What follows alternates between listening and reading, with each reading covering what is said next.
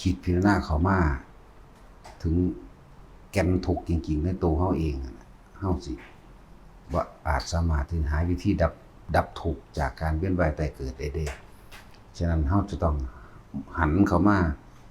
พิจารณารูปร่างกายของเฮาเองนี่แหละแก่นทุกข์ทางกายดีแก่นทุกข์ทางใจคือความเข้าไปยึดมั่นถือมั่นนี่แหละเฮาบ่หันเข้ามาจริงๆมันละบ่ได้เด้เพราะว่ามันบ่เห็นตัวจริงมันเฮาจะไปเห็นแต่ตัวปลอมข้างนอกที่เฮาไปหลงหลอกลวงตัวเองเอาไว้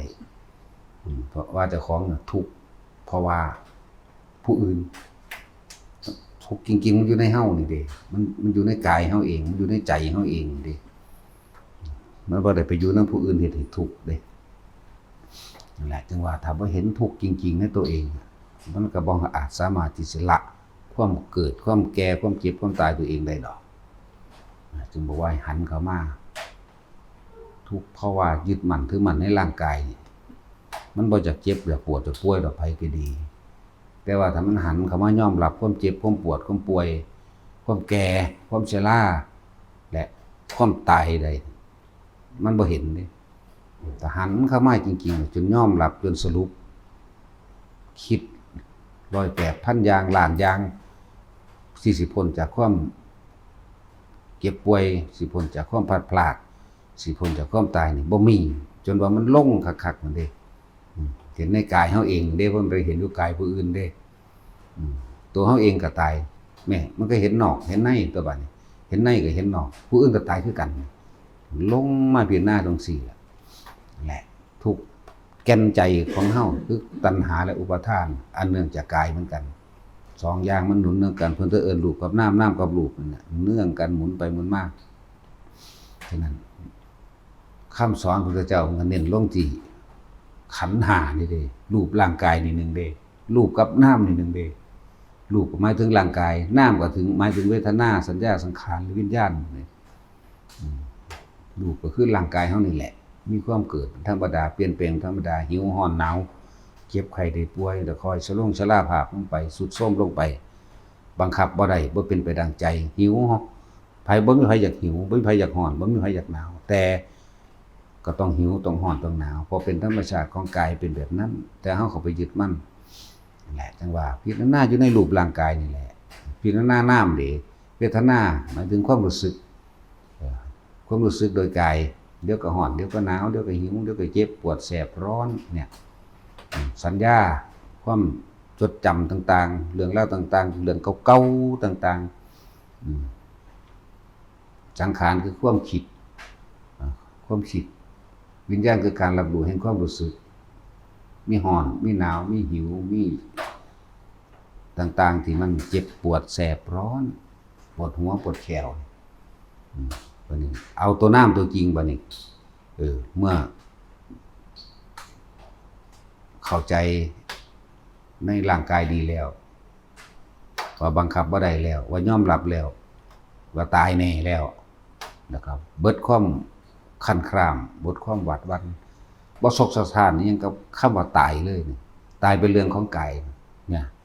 หมุนเข้ามาพิจารณาใจในใจจิตในจิตหมุนพาความยึดนี่เองตัดร่างกายหรือยอมรับว่าตายก็เป็นเบื้องต้นแห่งโสดาบันแต่บ่ทันได้ยอมรับในความพลัดพรากบ่ทันได้ยอมรับในความอาลัยอาวรณ์โศกปริเทวทุกข์ยังอาลัยอาวรณ์ยังโศกยังเศร้ายังตัวใจพี่เด้บัดนี้ตัวความรู้สึกในความเป็นห่วงในความอาลัยยึดมั่นถือมั่นอยากให้เป็นพี่ได้บัดนั่นแหละจังบอกว่าเฮาต้องเห็นแก่นแท้ของมันแต่ที่ร่วมลงใจเลยทีเดียวก็บ่เข้าใจต้องอาศัยผ่านกายซะก่อนหมายถึงกายบ่จิรังยั่งยืนเจ็บปวดป่วยหิวร้อนหนาวจะจังตัดสลัดกายออกมาได้แล้วร่วมใจความรู้สึกเวทนาสัญญาสังขารวิญญาณรวมแล้วคือความรู้สึกเอิ้นว่าใจก็ว่าเอิ้นว่าจิตก็ว่าเอิ้นความรู้สึกก็ว่าภาษาเฮาเอิ้นมันความรู้สึกโลดเวลาเฮาบ่พอใจไผความรู้สึกบ่พอใจมือขึ้นโลดก็อาศัยกายก็แสดงอาการร้อนๆโลดในเลือดพล่านขึ้นมาโลดหัวใจเต้นแห้งโลดนั่นแหละ จังว่าถ้าเฮาบ่ถึงแก่นแท้ของมันเฮาสิบ่รู้จักวิธีสิละมันลบมันล้างมันหรือสลัดมันออกได้อยู่ที่ใจบัดนี้รวมลงมาใจได้บัดนี้บัดนี้รวมย่นเข้ามาแยกแยะให้เกิดความเข้าใจยิ่งขึ้นจิตในจิตพยายามเฝ้าสังเกตความคิดจิตกับผู้รู้ผู้รู้กับจิตจิตเวทนาสัญญาสังขารวิญญาณก็อยู่ในจิตจิตแปลว่ารู้เรื่องทุกอย่างก็แปลว่าจิตรับรู้ความรู้สึกทุกอย่างก็คือจิตแต่ว่าอาการของจิตก็คือความคิดนั่นเองความคิดที่เคยไปยึดมั่นถือมั่นความคิดที่เคยไปมีความรู้สึกพอใจความคิดที่เคยที่มีความจำได้หรือเรื่องเก่าๆก็อยู่ในจิตนี่คิดถึงเรื่องเก่าๆก็อยู่ในจิตนี่เวทนาสัญญาความคิดก็อยู่ในจิตนี่อาการของจิตนี่อาการของผู้รู้นี่วิญญาณก็คือความรับรู้ถึงความรู้สึกแต่มาร่วมอยู่ในจิตนี่ฉะนั้นจิตในจิตจึงเป็นการเฝ้าสังเกตความคิดตัวเองเอาความคิดเฝ้าสังเกตความคิดบ่ได้เพราะมันเนื่องจากกายเฮาก็เลยต้องเอาลมหายใจมาเป็นตัวเฝ้าสังเกตความคิดเป็นเรียกว่าป้อมปราการหรือหอหรือยามผู้ย่ามเป็นผู้เฝ้าประตูแห่งความคิดความคิดสิออกไปตามความสัญญาเก่าๆออกไปตามช่องของมันคือช่องตาช่องหูช่องจมูกช่องลิ้นช่องกายเนี่ยแต่เฮามีนายทวารย่ามเลยอันว่าเอาความรู้สึกนี้มาไว้กับลมหายใจมั่งความรู้สึกมาไว้ในร่างกายณจุดใดจุดหนึ่งเป็นฐานที่ตั้งเป็นป้อมปราการเป็นฐานที่ตั้งของจิตหรือสมาธินั่นแหละจิตตั้งมั่นตั้งตรงไหนเอาตรงไหนเป็นป้อมเอาตรงไหนเป็นฐานกรรมฐานแปลว่าอย่างลากลึกลงแห่งการกระทำเป็นให้เกิดเป็นสมาธิเลยครับที่ตั้งมั่นของผู้รู้ที่จะคอยจับผิดผู้คิดไปอีกนั่นแหละเราต้องถึงแก่นมันจริงๆจึงบอกว่าบ่ไปแสวงหาครูบาอาจารย์ทั้งใดอีกพอทุกสิ่งทุกอย่างอยู่ในเฮาแล้วเฮาน้อมรับเอาธรรมคำสอนพระพุทธเจ้าเอาแนวทางของพระพุทธเจ้าเฮาจึงบ่ไปหาครูบาอาจารย์ทั้งใดอีกเคารพนับถือซึ่งกันและกันเคารพบ่แม่นว่าบ่ไปบ่แม่นว่าบ่เคารพก็เคารพโดยพุทธธรรมสงฆ์นั่นแหละเฮาจึงบ่ไปแสวงหาองค์ใดอีกองค์เดียวเลยในตะของเลยในตนเองนี่แหละในรูปกับนามแห่งตนนี่แหละคือบ่เห็นหลวงพ่อไปบุญไปพี่ไปก็จักสิไปเฮ็ดหยังเพราะมันอยู่ในเฮาแล้วมันอยู่ในกายแล้วมันอยู่ในใจอยู่ในรูปอยู่ในนามของตนเองแล้วนั่นไปเห็นไปเฮาก็บ่ถามเด้ดูความนามคือหยังเฮาก็บ่ถามธรรมคือหยังเฮาก็บ่ถามอีก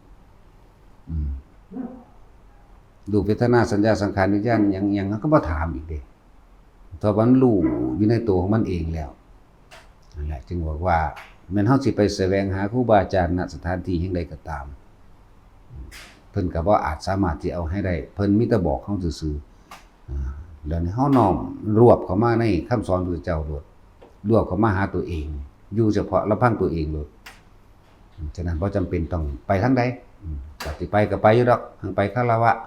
ในฐานะแห่งอาวุโสในฐานะของบุคคลผู้รับใส่ธรรมสืบต่อธรรมทรงต่อธรรมในฐานะของพระพุทธพระธรรมพระสงฆ์อันเป็นตัวแทนของพระพุทธพระธรรมเป็นผู้ทรงต่อให้แก่หมู่สัตว์ทั้งหลายก็ไปในฐานะเคารพนอบน้อมแห่งพระรัตนตรัยไปในทางนั้นแต่ว่าสิไปให้แสวงหาธรรมไปถามธรรม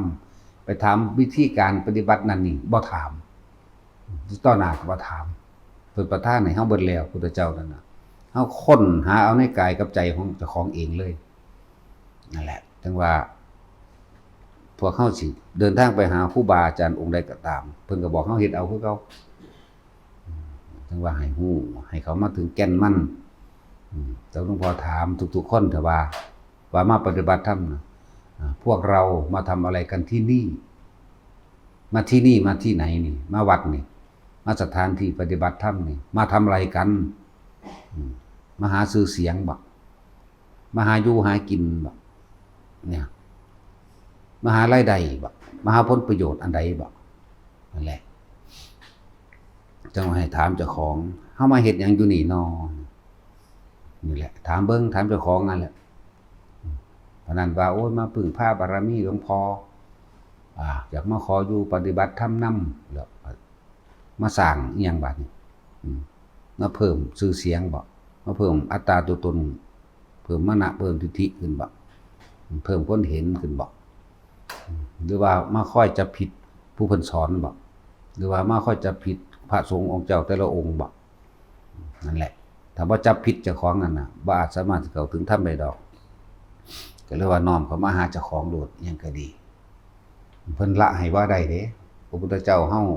หังเป็นเอกะตัวหังเป็นที่หนึ่งตัวบ่มีผู้ใดเสมอเหมือนตัวเป็นเอกะนามกิ่งหนึ่งบ่มีสองเสมอโดยพระพุทธเจ้าเท่านั้นพระพุทธเจ้าย่อมเสมอโดยพระพุทธเจ้าแต่พระพุทธเจ้าก็เกิดขึ้นที่ละองค์เท่านั้นเมื่อเฮาได้ทำของเพิ่นได้วิธีทางแบบแผนแปลนผังเดินทางโดยตนเองตัวบัดนี้นั่นแหละจังว่าเฮาบ่ไปหาเลียนแบบไผต้นแบบของเฮามีอย่างเดียวคือพระพุทธเจ้าเนติมีอย่างเดียวเลยคือพระพุทธเจ้าเท่านั้นดังนั้นเฮาบ่ไปเลียนแบบไผต้นแบบกับเลียนแบบมันก็ต่างกันก็ดอกนั่นแหละจะไปหาเลียนแบบไผเอาตนเองนั่นแหละคนเข้าไปในตนเองนั่นแหละบ่เกาะไผขึ้นก็แล้วกันบ่ไปเกาะชื่อเสียงของไผบ่ไปเพื่อสิหาว่ารู้จักผู้นั้นผู้นี้ทั้งที่รู้จักเบิดแต่ว่าบ่เกาะมีแต่ยกขึ้นไว้สิ่งที่ทำได้ยากอย่างหนึ่งคือการยกย่องเชิดชูคุณของบุคคลผู้อื่นที่กระทำเอาไว้พ่อแม่ครูอาจารย์องค์หลวงตาบัวพ่อแม่ครูอาจารย์ปู่หลวงปู่มันและหลายๆองค์ที่เพิ่นทรงทำคำสอนมาไว้ยากหนักหนาเด้คนที่สิยกคุณครูบาอาจารย์ได้แม้อาจารย์ต่างๆแต่ละองค์เขาก็ยกไว้เบิดเพราะเขาจะเป็นผู้มีคุณต่อโลกแล้วพวกเฮาเด้กล้ายกอยู่บ่หรือยกแต่เจ้าของนั่นบ่ยกแต่ตนเป็นคนสำคัญนั่นหลวงปู่เยือนหลวงพ่อปราโมทย์หลวงปู่แต่ละองค์เฮาก็ยกขึ้นเบิดผู้ใดใกล้หมู่ใดไปหมู่หันเด้อก็บอกหลวงพ่ออาจารย์สุชาติเด้อหลวงตาสินเด้อใช้วัดเด้อก็ว่าหลวงปู่น้อยเด้อมีแต่ผู้ดีๆนั่นแหละหรือทำแจ้งเด้อจักซื้อวางได้ดอกก็เลยนั่นแหละก็โยกไปให้ไปหาผู้นั้นผู้ใดอยู่ใกล้มันแล้วก็สะดวกมันก็ไปบ่หันเพราะว่าเป็นธรรมคำสอนเดียวกันนั่นแหละแต่ละองค์หลวงพ่อโสภาเด้อไปมิตรพระดีๆทั้งนั้นแหละแต่ว่าเฮาไปได้แล้วนะเฮาไปหยังหรือว่าเรามาทำอะไรที่นี่ให้เบิ่งถ้าบ่เบิ่งกายกับใจเจ้าของก็เป็นอันว่าบ่ถึงความจริงทำเข้าไปว่าความจริงที่ตัวเองกำลังเป็นทุกข์อยู่กับความจริงที่ตัวเองกำลังจะออกจากทุกข์อยู่เฮาสิเอาตัวใดมันนะถ้าเห็นทุกข์ในตนเองแล้วมันก็เห็นทางออกจากทุกข์ทั้งตัวน้อมเข้ามาใส่เจ้าของจะไปหาแม่นแลนไปทั้งใดก็สร้างว่าเพิ่นก็บอกเฮาเฮ็ดเอาคือเก่านะเอาล่ะพอ